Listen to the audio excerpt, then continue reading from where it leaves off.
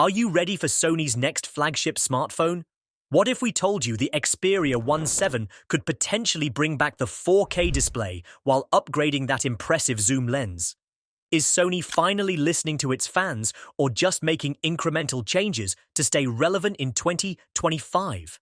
Now, if you've been following Sony's smartphone journey, you'll know they've had quite the rollercoaster ride lately. They made some controversial changes with the Xperia VI, ditching the iconic 21:9 aspect ratio and that gorgeous 4K display that Xperia fans had come to love. So what's in store for 2025? Let's find out together. Sony has been pretty quiet officially, but the rumor mill has been working overtime.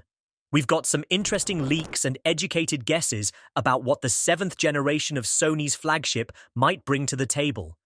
Keep in mind that these are all rumors at this point, but they give us a pretty good idea of where Sony might be heading. The Japanese tech giant has always done things their own way in the smartphone world, and that's exactly why many of us love their devices. They've stuck with features like the headphone, jack, and micro SD card slot long after other manufacturers abandoned them. But with competition fiercer than ever and smartphone designs becoming increasingly homogeneous, can Sony still carve out its unique identity? That's the big question we're exploring today. Let's start with what you'll notice first, the look and feel of the phone. Based on the information we have, it seems Sony isn't planning a radical redesign for the Xperia VII. We're likely to see the same general aesthetic as the Xperia VI, with the premium build quality Sony is known for. That means we'll probably get the same rigid metal frame and textured glass back that gives it that premium DSLR-like feel in your hand. But here's where things get interesting. There are whispers that Sony might be changing up the camera arrangement on the back.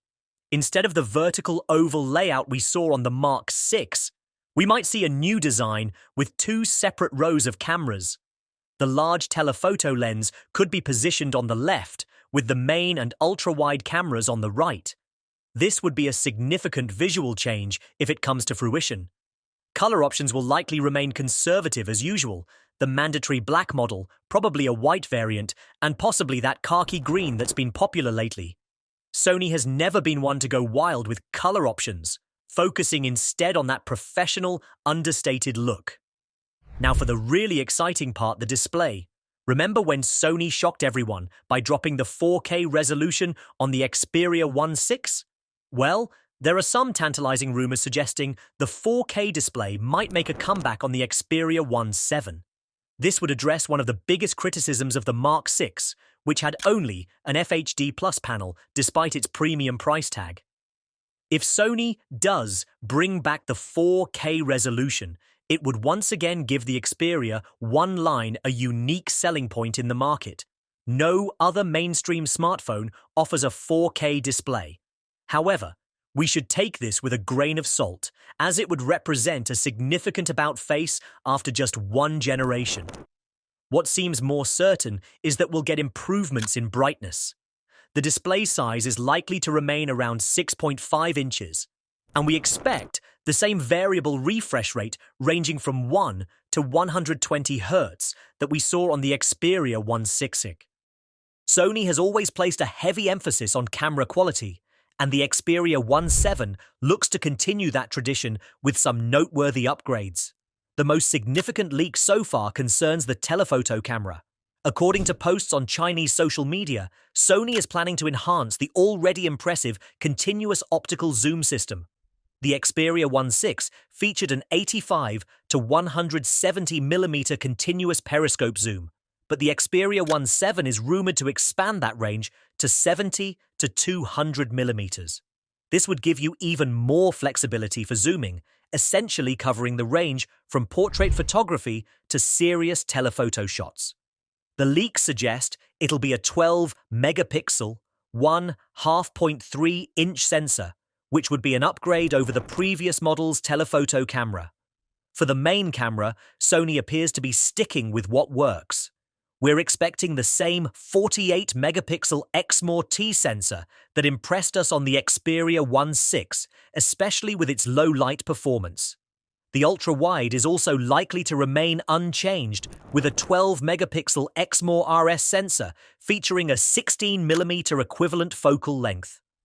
Sony clearly believes in the "if it ain't broke, don't fix it" philosophy here, and to be fair, these cameras already deliver excellent results.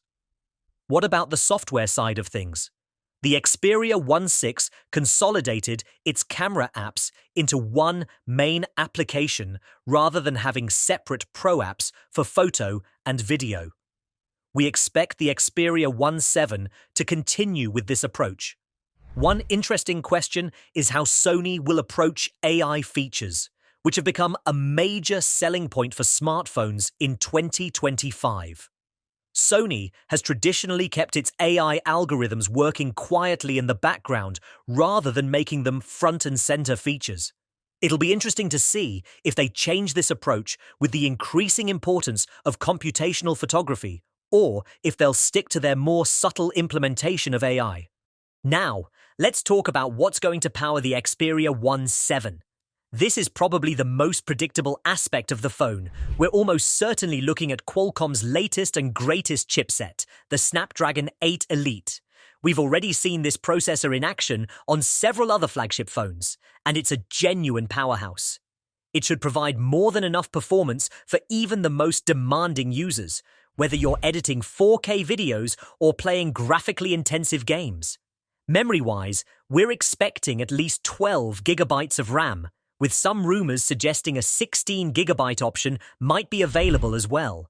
This would be a welcome upgrade for power users.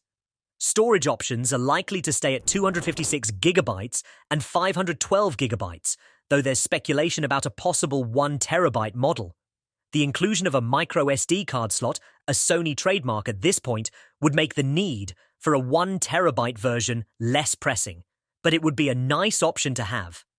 Battery technology is an area where we're hoping to see some innovation. The smartphone industry has been moving towards silicon-carbon batteries, which offer increased capacity without making the battery physically larger. There's no concrete information on whether Sony will adopt this technology for the Xperia 1.7, but it would be a logical step forward. If they stick with conventional lithium-ion technology, we expect the same 5,000 mAh capacity and 30-watt wide charging we saw in the previous model, perhaps with improvements to wireless charging speeds. On the software front, the Xperia 1.7 will almost certainly run Android 15 with Sony's relatively light customizations.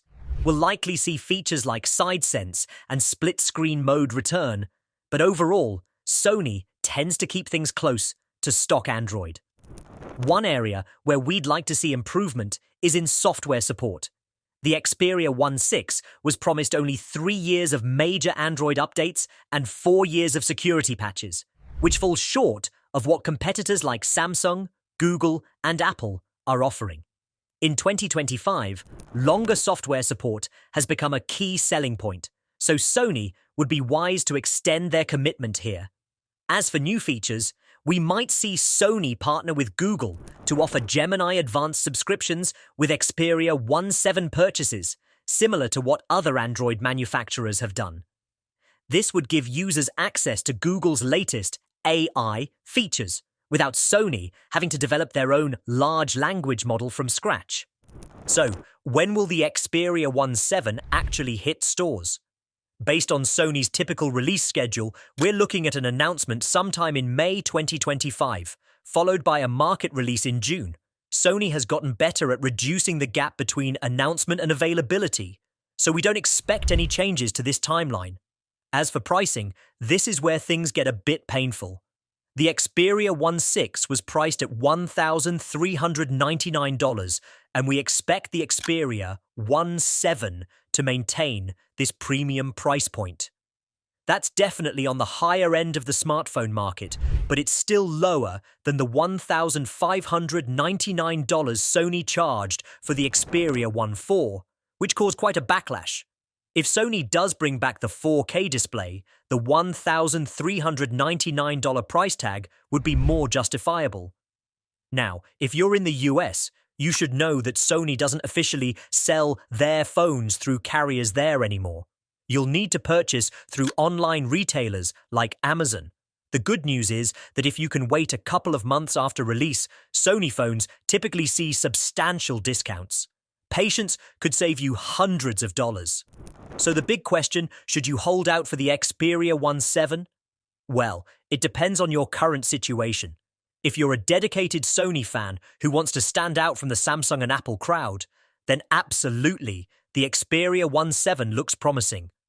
The potential return of the 4K display and the enhanced telephoto zoom range are exciting upgrades that could make it worth the wait.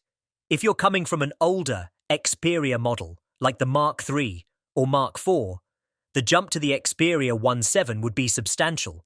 You'd get a more powerful processor, improved cameras, a better display, and all the software enhancements Sony has implemented over the years. However, if you're currently using an Xperia 1.6, the upgrade might not be compelling enough unless you really miss that 4K resolution or need the extended zoom range. And if you're using the Xperia 1V and love the 21:9 aspect ratio, the move to the more mainstream 19.5:9 ratio might actually feel like a downgrade to you, even with the other improvements.